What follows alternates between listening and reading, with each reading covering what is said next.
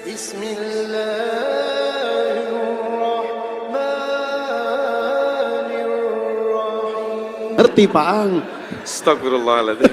Gak ngerti. Ya Habib, kami ini entertain yang mungkin dekat sekali dengan kemaksiatan, dengan dosa. Mungkin sebagian kami juga banyak yang berangkat umrah, banyak yang bisa berangkat haji. Setelah umrah kami merasa seperti malaikat. Tapi seminggu, 2 minggu, sebulan, 3 bulan setelah itu rasanya malaikat itu hilang sama sekali ya Habib. Terus bagaimana kami untuk memanage iman kami supaya iman kami ini kalaupun berkurang jangan berkurang banget gitu ya Habib. Bagaimana cara memanage? Karena satu sisi dengan datangnya Habib datang ke sini, ini wallahu rabbul Ka'bah Habib, ini menambah kecintaan kami sama Rasulullah kepada Habib, ini menambah kecintaan kami sama Rasulullah. Berikan kami amalan atau cara bagaimana kami memanage iman kami ya Habib. Oke. Syukran ya Habib. Terima kasih Pak. Assalamualaikum. Assalamualaikum. Oh iya Habib, satu ada permintaan lagi. Kalau boleh, Habib jangan setahun sekali datang ke sini. Tapi kalau boleh Habib datang setiap hari ke kami ya Habib. Nahnu nuhibbukum ya Habib, nahnu nuhibbukum ya Habib. Allahumma salli, Allahumma qalbi mustaqil tarim. Salak bijahil Habib, salak bijahil Habib. Ziarah tarim, ya tarim mu'alaha, ya tarim mu'alaha, ya tarim mu'alaha. Assalamualaikum warahmatullahi wabarakatuh. Waalaikumsalam warahmatullahi Habib wabarakatuh. Jindan, punten diberitahu Habib Umar bahwa beliau ini adalah salah satu vokalis, salah satu band besar di Indonesia, nama bandnya Wali. Wali, Habib.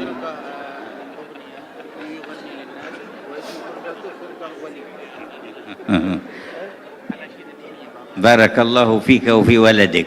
Amin ya Allah. Semoga Allah memberikan keberkahan kepada kalian. Masya Allah.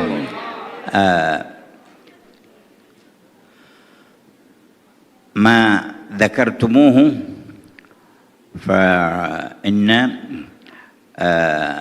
ذاكر الله في الغافلين بمنزلة الصابر في الفارين، والذي يستمسك بطاعة الله في موضع يعصى فيه يكون أجره كبير. Apa yang engkau sebutkan itu disebutkan oleh Rasul Shallallahu Alaihi Wasallam tentang fadilahnya orang yang ingat kepada Allah di tengah khalayak yang lupa kepada Allah Ta'ala. Maka orang yang ingat dan berzikir kepada Allah di tengah khalayak tersebut, itu ibaratnya bagaikan orang yang tetap teguh berjihad di jalan Allah di tengah orang-orang yang kabur melarikan diri daripada perjuangan dan jihad tersebut. Dan pahalanya besar sekali orang itu. لا تجر المعصية ولا تجر نفسك على المشاركة فيها وتمنى للعاصي أن يكون من التائبين والمهتدين. Kita jangan pernah menyetujui suatu kemaksiatan dan jangan pernah ridha akan suatu kemaksiatan pada diri kita ataupun pada orang lain.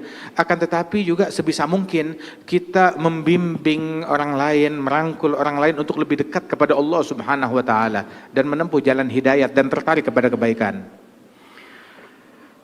ومهما رجوت أن ينتفع بك أحد أو تكف بعض الشر أو تقرب أحدا إلى الخير فانوي هذه النية لتحصل لك الدعوة إلى الله. Dan manakala engkau bisa menarik seseorang kemudian ataupun melakukan daripada kebaikan-kebaikan tersebut, niatkan apa yang kita lakukan ini di dalam profesi kita itu menjembatani sebagai media untuk berdakwah di jalan Allah Subhanahu wa taala. وإذا لم يتيسر لك شيء من ذلك وخفت على نفسك فرتب لنفسك ترتيب أن تكون في مكان لا خوف عليك فيه.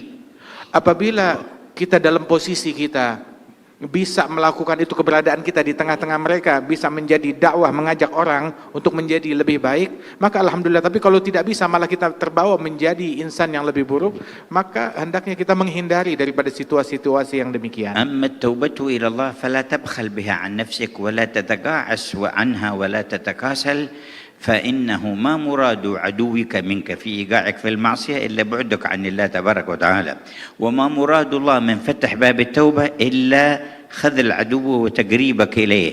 فكما أنك عدت إلى الذنب فعد إلى التوبة ولا تكسل عن ذلك واستمر، فإذا علم الله فيك الصدق جاء وقت يحول بينك فيه وبين المعاصي ويوفقك للثبات. Adapun untuk bertaubat dan kembali kepada Allah Subhanahu wa taala, maka jangan pernah berhenti ataupun menjadi malas-malesan untuk taubat dan selalu kembali kepada Allah Subhanahu wa taala sebanyak apapun dosa kita dan kesalahan kita, dan sesering apapun kita balik lagi kepada kemaksiatan.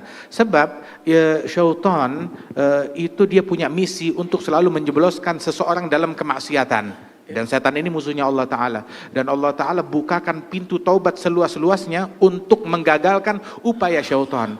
Maka sebagaimana seseorang sering kali, berulang kali balik bikin dosa lagi, udah taubat bikin dosa lagi, maka juga bikinlah berulang kali selalu bertaubat kepada Allah Subhanahu wa taala.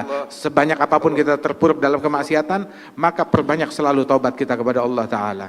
كما أراد عدوك أن يخزيك بمعصية ربك فأخزه أنت بالتوبة إلى ربك. Sebagaimana musuh kita syaitan ingin menghinakan kita dengan maksiat kepada Allah, maka hinakan dan kecewakan syaitan dengan kita bertaubat lagi kepada Allah Ta'ala. ولما جاء بعض السفهاء فسب صالحا من الصالحين فقال له هذا صالح لأغيظن من أمرك بسبي أنت في حل وأنت مسامح وغفر الله لك. قال أنا الآن أغضت الذي أمرك بسبي وهو الشيطان. Ketika seseorang mencaci maki seorang soleh dengan cacian yang sangat provokatif, maka orang yang soleh tersebut yang dicaci maki, dia berkata kepada si pencaci itu, sungguh saya akan membuat kesal dalang yang memprovokasi engkau untuk mencaci saya.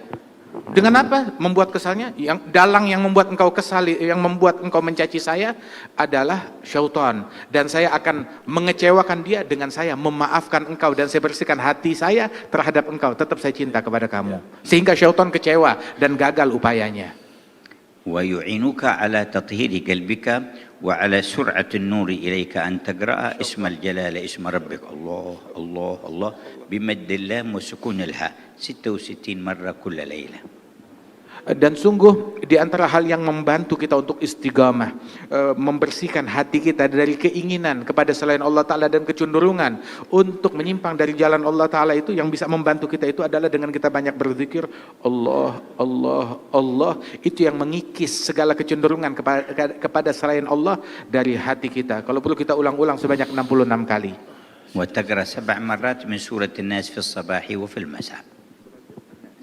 Dan memperbanyak membaca surat An-Nas. Kita baca surat An-Nas marah wahidah. 7 مرات. Membaca surat An-Nas sebanyak 7 kali di pagi hari dan 7 kali di sore hari membaca surat An-Nas. وبعد كل صلاة آية الكرسي مرة واحدة. Dan yang membantu istiqamah kita pun juga mensucikan hati, setiap habis sholat 5 waktu baca ayat kursi 1 kali.